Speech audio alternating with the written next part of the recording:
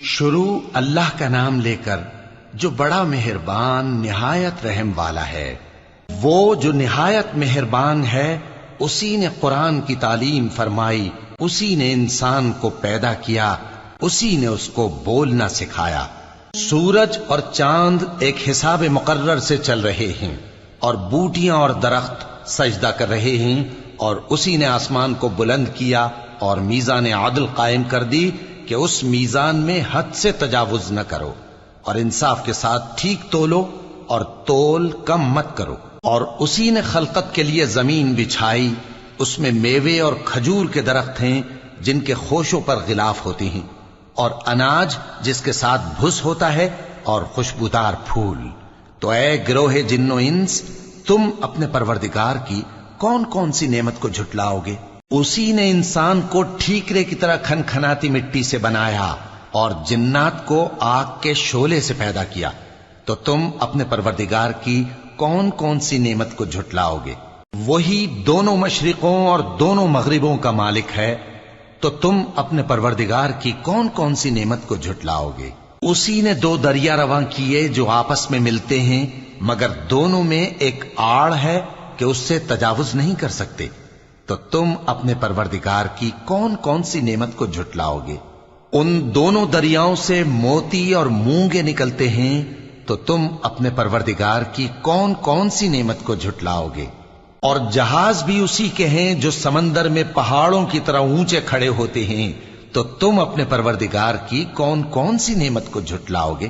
جو مخلوق زمین پر ہے سب کو فنا ہونا ہے، اور تمہارے پروردگار ہی کی ذات جو صاحب جلال و کرم ہے باقی رہے گی۔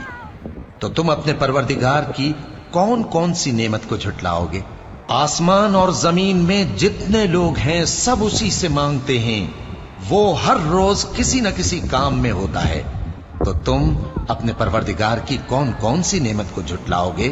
اے دونوں جماعتوں، ہم ان قریب تمہاری طرف متوجہ ہوتے ہیں، تو تم اپنے پروردگار کی کون کون سی نعمت کو جھٹلاؤ گے؟ اے گروہ جن و انس، اگر تمہیں قدرت ہو کہ آسمان اور زمین کے کناروں سے نکل جاؤ تو نکل جاؤ، اور زور کے سوا تو تم نکل سکنے ہی کہ نہیں، تو تم اپنے پروردگار کی کون کون سی نعمت کو جھٹلاؤ گے؟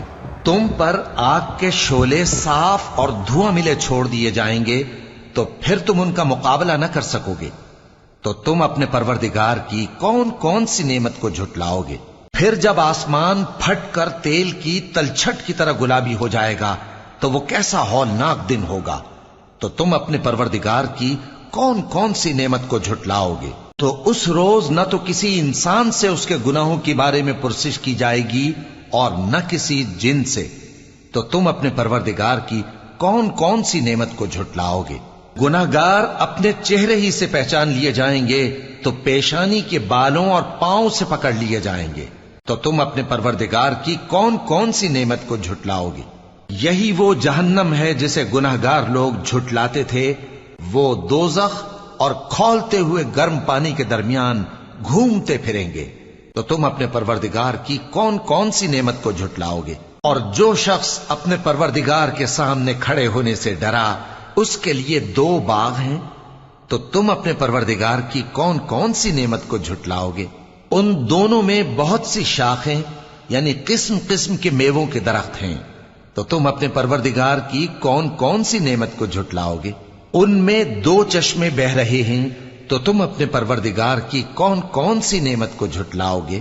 ان میں سب میوے دو دو قسم کے ہیں، تو تم اپنے پروردگار کی کون کون سی نعمت کو جھٹلاؤ گے؟ اہل جنت ایسے بچھونوں پر جن کے استر اطلس کے ہیں تکیہ لگائے ہوئے ہوں گے، اور دونوں باغوں کے میوے قریب جھک رہے ہیں، تو تم اپنے پروردگار کی کون کون سی نعمت کو جھٹلاؤ گے؟